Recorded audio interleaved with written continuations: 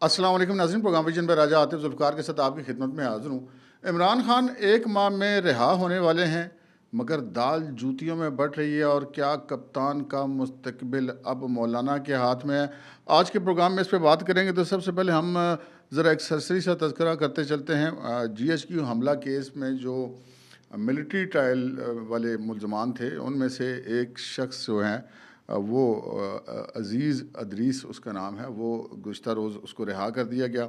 ये वही जो सुप्रीम कोर्ट ने कहा था कि जी ठीक है, अगर कोई ऐसे मुल्ज़मान हैं जो बरी हो गए हों या उनकी सज़ा कम बनती हो और वो ईद से पहले रिहा हो सकते हों, तो मिलिट्री कोर्ट को उन्होंने इजाज़त दी थी कि वो उनको रिहा कर सकते हैं। तो उसी सिलसिले में ये अज़ीज़ अदरीस रिहा हुआ है, और अज़ीज़ अदरीस की जो रिहाई है उसके बाद इसके साथ जो कुछ लोगों ने गुफ्तगू की, मीडिया पर्सन्स ने, उसमें अज़ीज़ अदरीस ने 2-3 चीज़ों की बड़ी तारीफ़ की। वो जो उसने मिस किया इतना अरसा, वो लाज़मी बात है, 11 महीने तकरीबन वो अपनी फ़ैमिली से दूर रहा।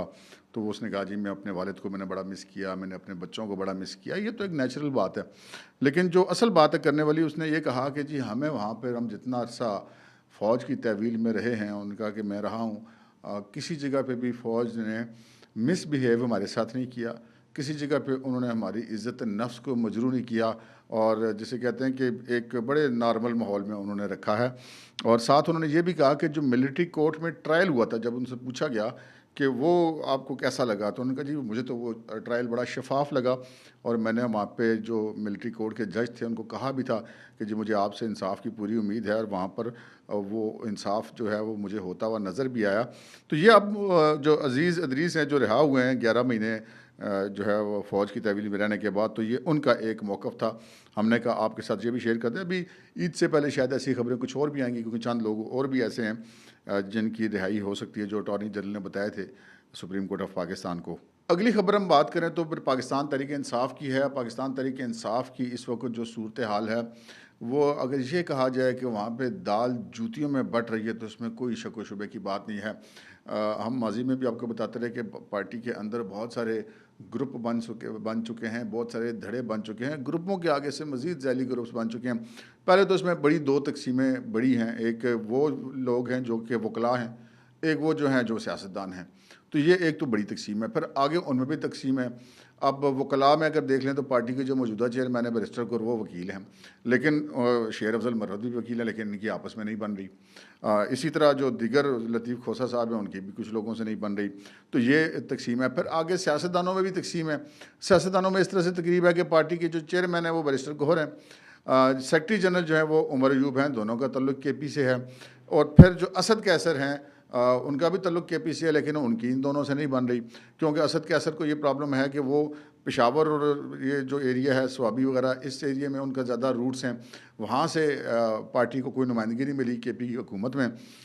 डेरा इस्माइल खान से वो वज़ीर आला हैं, अली अमीन गंडापुर, और हज़ारा डिवीज़न से उमर अयूब साहब जो हैं वो पार्टी के सेक्रेटरी जनरल है और कौमी असम्बली में उनकी पार्टी को लीड कर रहे हैं। तो वहाँ पर भी ये आपस में उनकी खींचातानी है।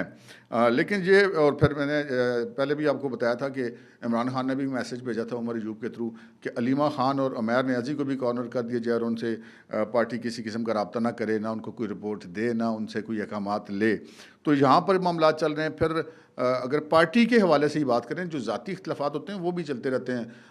नंदों में, सास में, नंदों में और जो भावजें होती हैं उनमें चलते रहते हैं प्रॉब्लम। लेकिन उसमें जो अननेचुरल बात है कि यहाँ पर पार्टी पर कब्ज़े की भी जंग थी, जो कि अलीमा खान और बुशरा बीबी के दरमियान भी जारी थी। लेकिन यहाँ ये भी आपको मेंशन कर दूँ कि जहाँ इमरान खान ने कहा कि जी अलीमा खान और उमैर नियाज़ी को साइड पे कर दिया जाए, वहाँ उससे बहुत पहले इमरान खान बुशरा बीबी के हवाले से भी कुछ इस किस्म की हिदायत जारी कर चुके थे। सो इमरान खान को इस हवाले से ख़ुद भी तहफ़्ज़ात गुज़िश्ता रोज़ जो उन्होंने मीडिया से गुफ्तगू की है डयाला जेल के अंदर, वहाँ पर उन्होंने उन चीज़ों का बिल्कुल निशानदही की और इजहार किया जो हम आपको अपने मुख्तलिफ प्रोग्राम्स में बताते रहे कि पाकिस्तान तहरीक-ए-इंसाफ़ के अंदर ये बात बड़ी शिद्दत से चल रही है कि पाकिस्तान तहरीक-ए-इंसाफ़ को इस वक्त जो लोग ऑपरेट कर रहे हैं, उनमें से बहुत सारे लोग जो हैं वो इस्टेब्लिशमेंट के साथ कनेक्टेड हैं या उनके इशारे पर काम कर रहे हैं। तो यही बात इमरान खान ने कल उसकी तस्दीक की, और उन्होंने कहा कि मुझे पता है कि मेरी पार्टी के बहुत सारे लोग जो हैं वो इस्टेब्लिशमेंट के साथ कनेक्टेड हैं, या उनका मकसद ये था कि वो उनके साथ राब्ते में हैं। और उन्होंने ये भी कहा कि जी जो पार्टी के अंदर अब जो है वो बहुत सारी चीज़ें हैं, हमें उन लोगों को साइड लाइन करना होगा। मुझे पता है जो लोग इस्टेब्लिशमेंट के साथ मिले हुए हैं, और इससे पहले आपने देखा कि उन्होंने जिन जिन लोगों को साइड लाइन किया, जो ताज़ा मिसाल उन्होंने दी, जो साइड लाइन किया है वो शेर अफजल मरवत को किया है। गुज़श्ता तो 3 रोज़ पहले ही गालबन ये किया था उन्होंने कि उनको तमाम हर किस्म की कमेटियों से निकाल दिया गया था, और शेर अफजल मरवत जो हैं वो इस वक्त पाकिस्तान तहरीक इंसाफ में कटी पतंग की तरह झूल रहे हैं।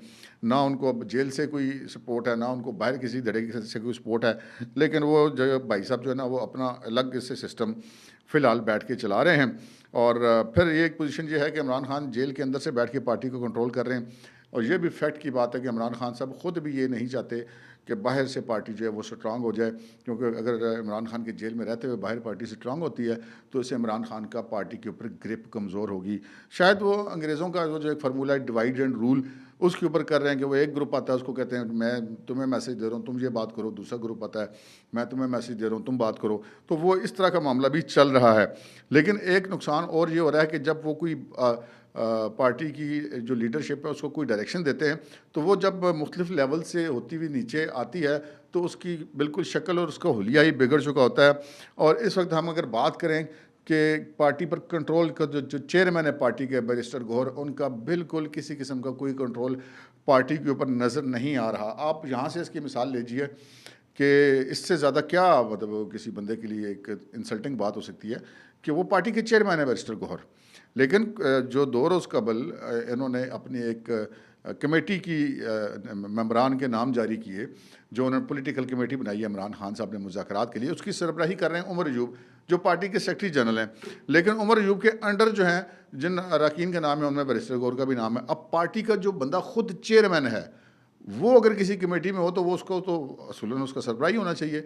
अगर वो सरबराह नहीं है तो इसका मतलब है कि उसको लेट डाउन किया जा रहा है, और किसकी तरफ से लेट डाउन किया जा रहा है? इमरान खान की तरफ से लेट डाउन किया जा रहा है। तो ये इस वक्त पार्टी के अंदर जो है ना, अगर हम ये कहें कि दाल जूतियों में बढ़ रही है तो इसमें कोई मुबालगे की बात नहीं। आगे बढ़ते हैं जनाब अगली खबर की तरफ। जो इमरान खान साहब ने कल अपने उसमें मीडिया टॉक में ये फरमाया कि जी हुकूमत जो है ना वो जनरल आसिम मुनीर चला रहा है। अच्छा, अगर हुकूमत जनरल आसिम मुनीर चला रहा है तो खान साहब जब आप वज़ीर आज़म थे, आप जब वज़ारत उज़्मा से जब तक थे, आप तो कहते कि जनरल बाजवा साहब बड़े अच्छे हैं। जब आप इक़्तिदार से निकल गए तो उसके बाद आप जनरल बाजवा के पीछे पड़ गए और आपने कहा कि जनरल बाजवा सुपर किंग था और वो असल हुकूमत तो वो चला रहा था। अगर आपके दौर में जब आप कहते हैं कि जब आप वज़ीर आज़म थे तो वो अगर जनरल बाजवा हुकूमत चला रहे थे, तो फिर अगर जनरल आसिम मुनीर चला रहे हैं इस दौर के अंदर, तो फिर इसमें कोई ऐसी अनहोनी वाली बात तो नहीं होनी चाहिए। तो ये बहरहाल एक इनका मामला था, हमने कहा ये भी इसको भी बात हम इस पर भी करते चलें। फिर आगे अगर हम बढ़ें तो जो मैंने अर्ज़ की कि मौलाना के हाथ में आ गया इमरान खान की तकदीर का फ़ैसला। तकदीर से मुराद उनका सियासी मुस्तकबिल।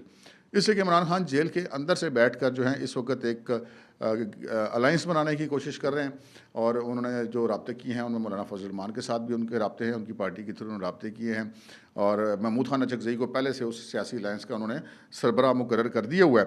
अब अचकज़ई साहब की क़यादत में इमरान खान साहब की पार्टी चलेगी।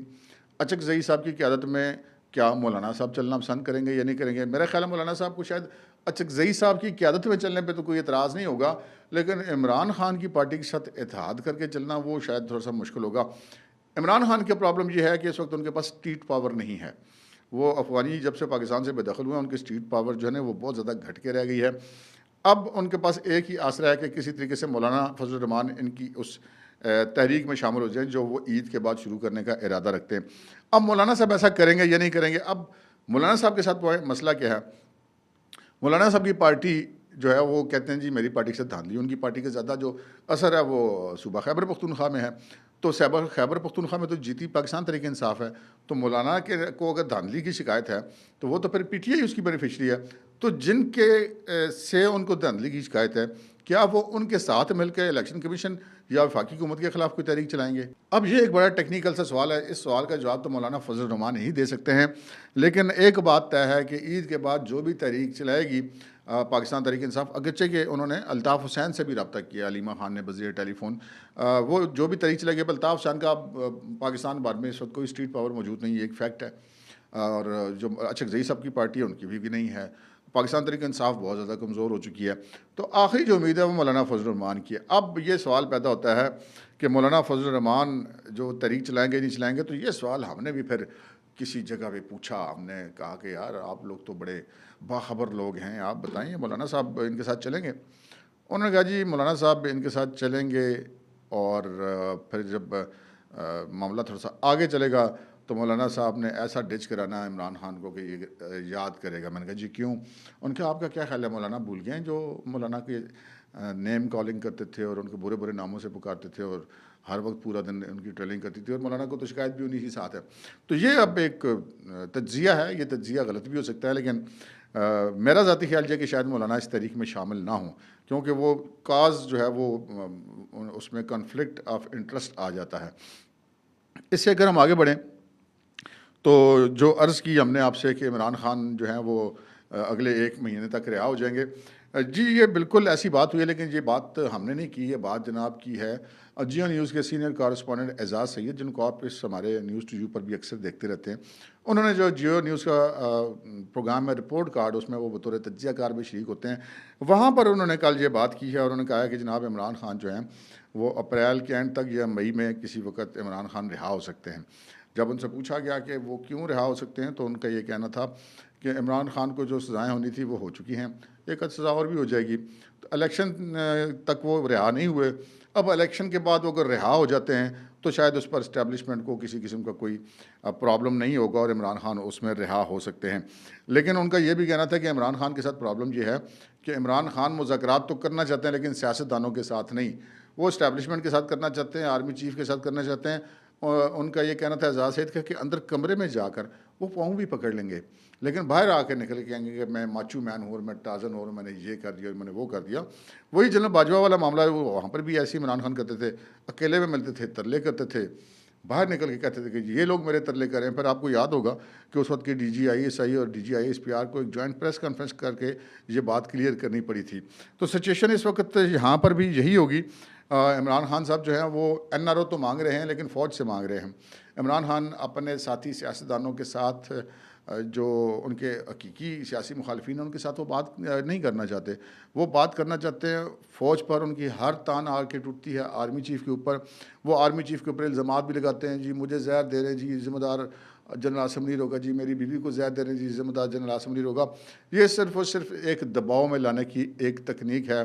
इधर से मैं माजी में भी अर्ज़ कर चुका हूँ कि इधर से अगर कोई जो पाक फ़ौज का कोई एक हवलदार भी उनको पता चलने कि आ गया अडयाला जेल में उनसे मिलने के लिए, तो खान साहब ने खुशी से पूछ जाना और जनाब 1 मिनट नहीं लेना लगाना उनके साथ जनाब वो अपने मामलात सेट करने में। और जो है वो उनको चूँकि माजी में उनको जितना फैज़ मिला है वो आपको पता है पुरानी इस्टेब्लिशमेंट से मिला है, तो उनको शायद पाकिस्तान के अपने सियासी सिस्टम के ऊपर इतना भरोसा नहीं है। हालांकि ये सियासतदान माजी में हम बहुत सारी ऐसी मिसालें दे सकते हैं कि ये आपस में एक दूसरे के साथ ताउन करके बहुत सारी जगहों पे ऐसे भी पाकिस्तान के अंदर मामला चलते रहे कि जहाँ भी इस्टेब्लिशमेंट अगर एक साइड पे थी और सियासतदान दूसरी साइड पे थे तो वो कामयाब भी हुए। ऐसी मिसालें बहुत सारी कोट की जा सकती हैं। लेकिन फ़िलहाल इमरान खान को जो है वो सिचुएशन में फंसे हुए हैं, अगर वो जेल से बाहर आ भी जाते हैं तो वो दाल आगे जूतियों में बट रही है। पार्टी उनकी जो है वो डिस्पर्स हो चुकी है, बहुत सारे ग्रुप बन चुके हुए हैं। अब उनकी जो तहरीक है उसका फ़ैसला जो है वो मुस्तकबिल मौलाना फजल रहमान के हाथ में है। रही बात इमरान खान साहब की रिहाई की, तो ये एजाज़ सैयद साहब की एक तज्ज़िया है कि वो रिहा हो जाएंगे। मेरा जो ज़ाती तज्ज़िया है वो कि शायद इतनी जल्दी इमरान खान साहब के लिए रिहाई अभी मुमकिन नहीं होगी। अब तक के लिए इतना ही, इजाज़त दीजिए, अल्लाह हाफ़िज़।